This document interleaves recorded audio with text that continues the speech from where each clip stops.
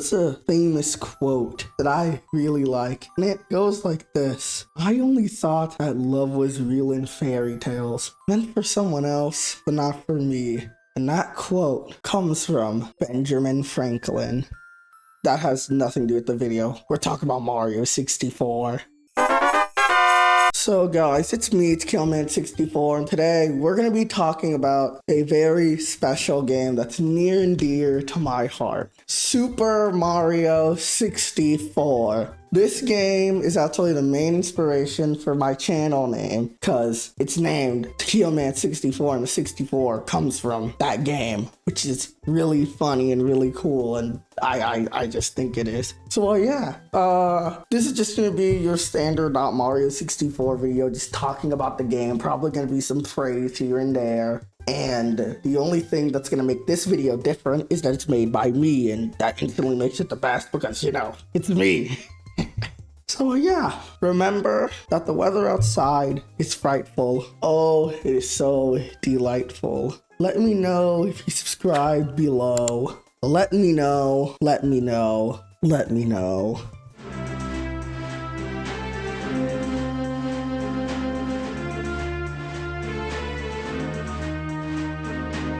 Alright, now it's time to talk about some history on Mario 64. The game released June 23rd, 1996 in Japan, September 29th, 1996 in America, but if you're unlucky and you were born in Europe or Australia, the game released March 1st, 1997. So yeah, that probably sucked. But yeah, we all know everything about this game, that this game was made by Nintendo and that it changed the gaming landscape forever. We all know that that is the basic thing about Mario 64, and this game has left such a big impact. And the console design was on the N64, but that kind of doesn't matter because this thing is on literally every Nintendo console after it, except for some of the handhelds and the GameCube, because they just didn't get this game for some other reason, I guess. So yeah, this thing is on the Wii, the absolute GOAT, the Wii U. That's why he's the GOAT! The GOAT! And it's on the Switch in the 3D Collection and Switch Online, which I'm going to be playing the 3D Collection version. So yeah, that's some history on Mario 64.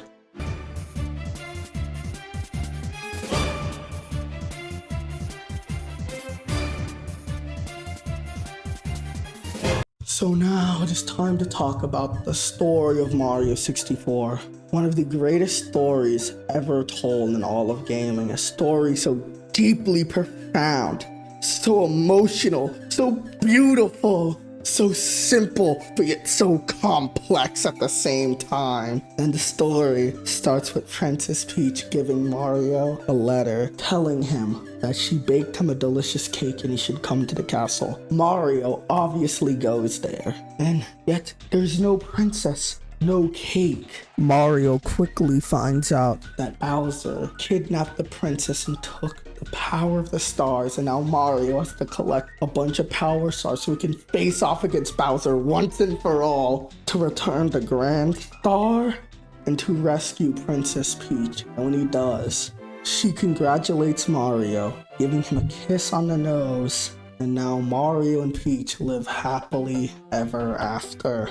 And I just gotta be honest, the writing of Mario 64 is just straight fire. It is that good. And obviously you can tell I'm joking because the story of this game is paper thin and it's virtually non-existent. And so yeah, the story of Mario 64.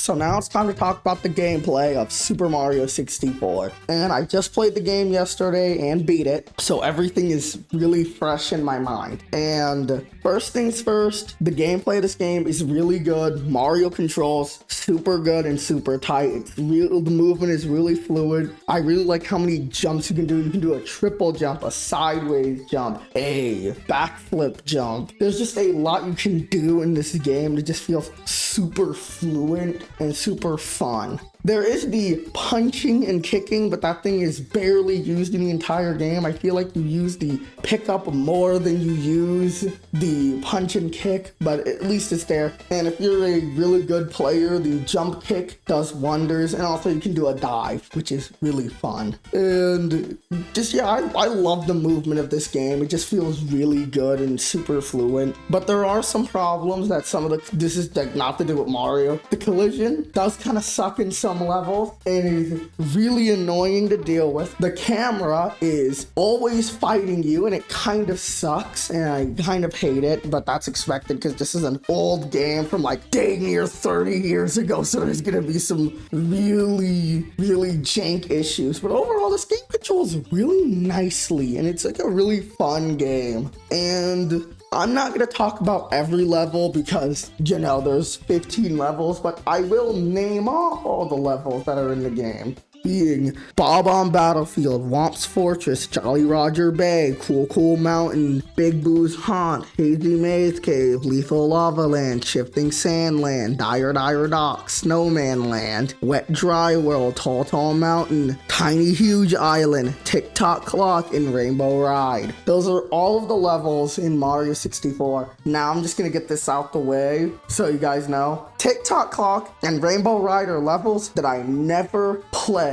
I don't really play them. I don't know much about them. And I heard that they're really awful. And I heard that they're the worst levels in the game. But I don't know, because I never really played them. But everything else, yeah, I played them a bunch. I even got most of the stars or all of them in a lot of levels. And one thing I just want to mention off rip, this has nothing to do with it. Bob-omb Battlefield has a really annoying issue for me where I think it's the 5th star is the one where you have to have the wing cap. I don't know why the fudge they did that. Where you don't unlock the wing cap after you have like, I think a couple of stars. You just need a good bit. And it's just kind of stupid. I think they should have the change hop one before that one because you're going to do the change hop one first if you're doing all of them in one go. But other than that, that's really the issue. And I know that level like the back of my fudging hand. Same with Whomp Sky Fortress. Now, I am going to say that I don't think Jolly Roger Bay is as bad as people say.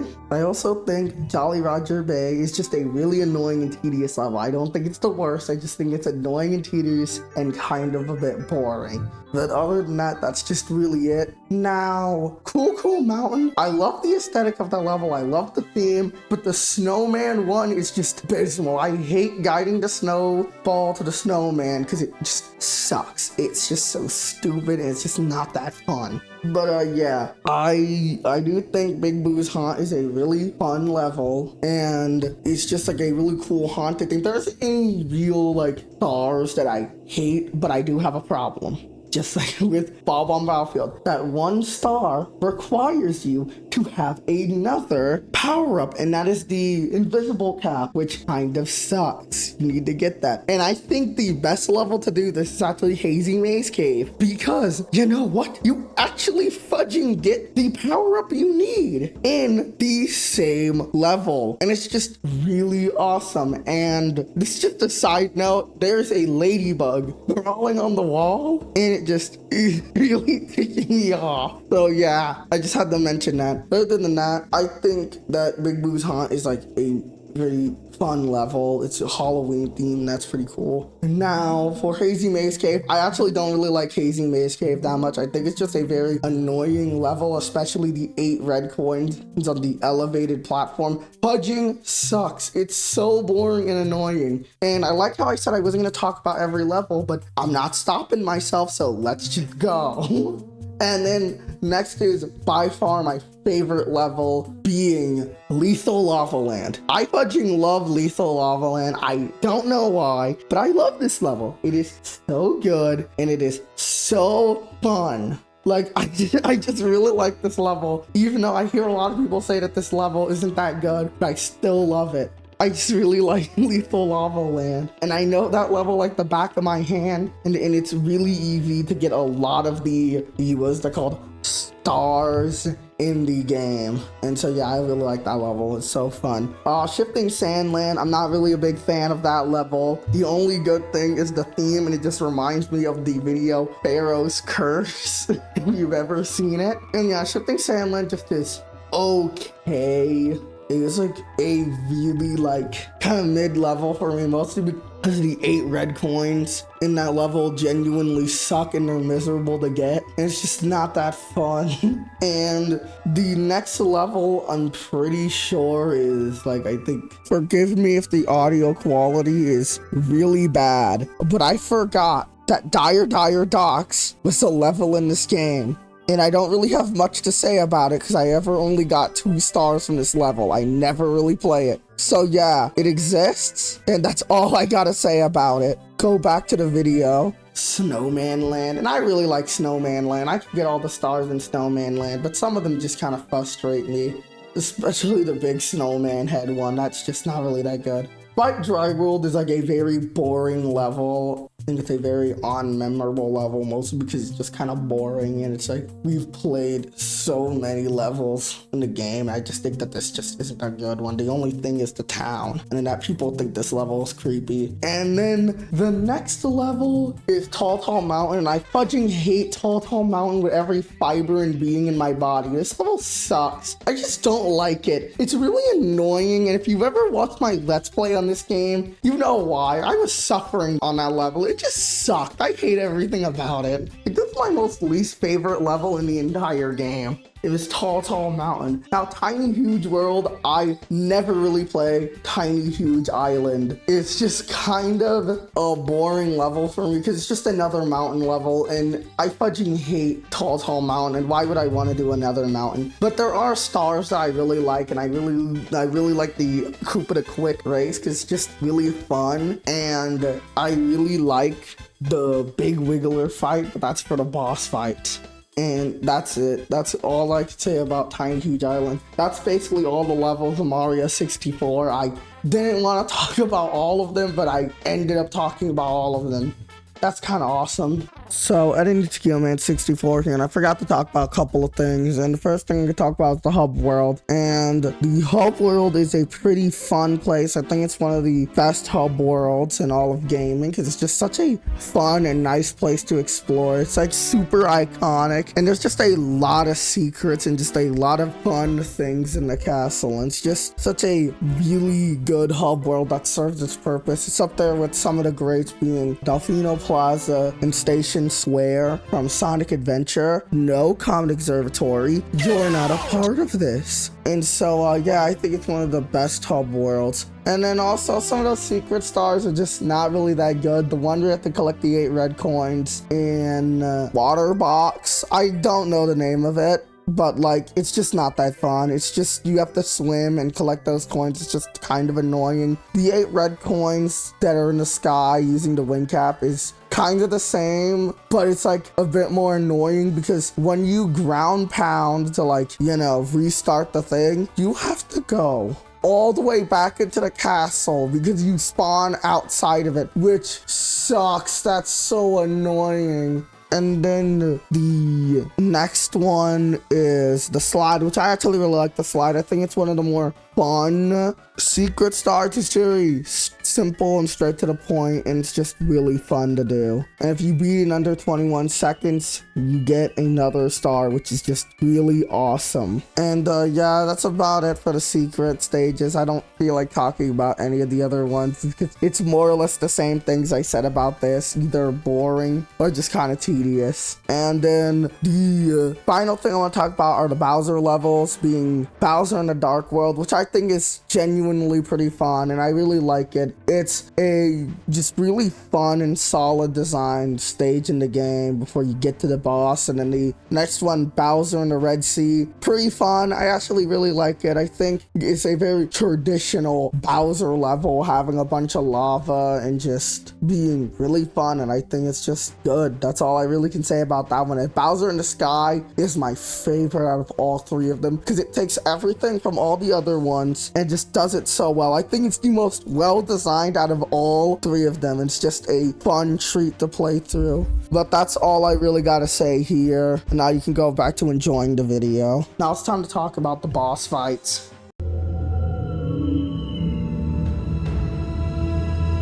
What? Now, all right. Now I know that sounds bad, but Mario!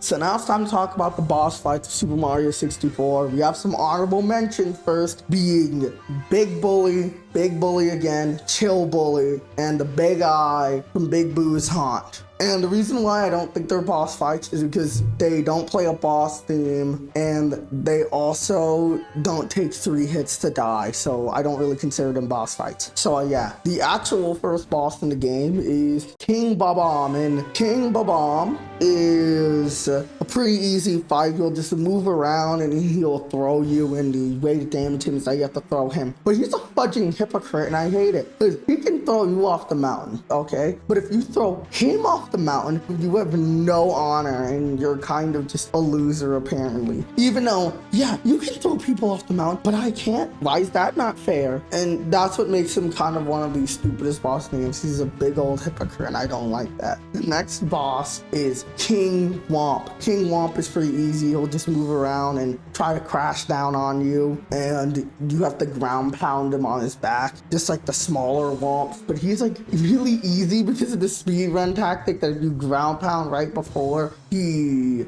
crashes down, you can just clip through him and damage him. But even if you don't use that, he's still just really easy. So yeah, the next boss is Big Boo from Big Boo's Haunt. You have to fight him 3 times, but he's exactly the same each time. He's in the actual mansion, the merry-go-round, and the balcony. It's the same fight where you have to ground pound him 3 times and he'll just slowly creep up on you. And if you look at him, he'll just vanish. But like, it's still pretty easy to beat him. So like, yeah, there's nothing really much to say about him. And then the next boss is Bowser. Bowser is pretty easy. All he'll do is like move around a bit and just like shoot out fire, and you gotta grab him by his tail and throw him into a bomb, and that's it. That's all you really gotta do. And then the next boss is the Giant Hands from Shifting Sandland, and they're a pretty easy fight. Only if you're paying attention, but if you're not paying attention too much, they can actually kill you because they'll try to push you off of a cliff or just try to smack you. But other than that, you can just camp them pretty easily by just punching their eye every time they open it, and then they will like die after 3 hits, and you have to do it 3 times for each hand. So yeah. And then the next boss is Bowser again. And Bowser this time has 1 new attack. He will jump and he will hit the thing, and it'll start shifting around only if you fail to throw him. But if you don't, it'll just end the battle because he only takes 1 hit. And I think he can charge at you, but I do know he can teleport and he still shoots fire. So yeah, that's that fight. And then the next fight is the absolute GOAT, Big Wiggler. Big Wiggler is the GOAT because he looks so funny and he looks so stupid, and I really like how he looks. He's just kind of funny. He's so silly! He's so silly! He's so funny and silly! But what he does, he will just trying to chase you around and try to hit you, but you just have to hit him on the head 3 times and he will like shrink and fall down. But I don't know if he's dead, but I really hope he isn't because Big Wiggler's the GOAT. So yeah. And then you have the final boss of the game being Ultimate Bowser. He's just Bowser with a rainbow filter over him, and he's the worst fight in the entire game in my opinion. I really hate this boss because you gotta be so precise with throwing him, and it just kind of sucks. He has all the same things where he will charge, shoot fire, and the fire will now home in on you. Some of them will. Oh, and every time he jumps or lands, he will just like leave waves on the ground, and he can just do it by just stomping. And so yeah, that's pretty much the fight. But I don't like him because you have to throw him 3 times. It's really annoying, and it feels like sometimes it's up to chance. So yeah, I don't really like Bowser in the game. But overall, for the boss fights, they're not really that bad. I just think that they're all just kind of mid because it's an old game, and these are really kind of the first of the Mario bosses in in 3D, so they weren't really that good. I think Sunshine has some better bosses, but I don't know. I feel like in some cases Sunshine has a little bit worse fights. So yeah, those were the boss fights of Super Mario 64, and the game is still really good. I really like Super Mario 64. I think it's a genuine good game when it comes to the gameplay. So yeah.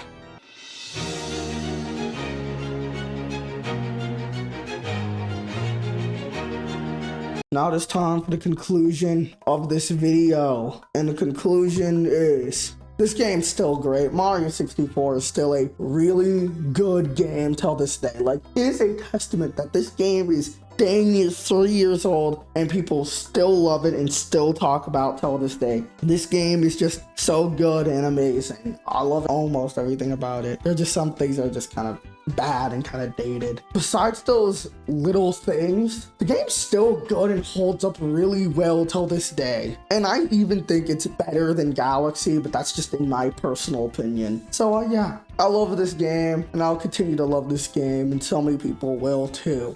And also, I don't really have anything else to say that hasn't really been said before. So yeah, I hope you guys like this video. If you want to see more like this, put in the comments below. Thanks for the support like always. Remember to have a very Merry Christmas. This was your host, Taquito Man 64, and I'll see you all in the next one. Goodbye.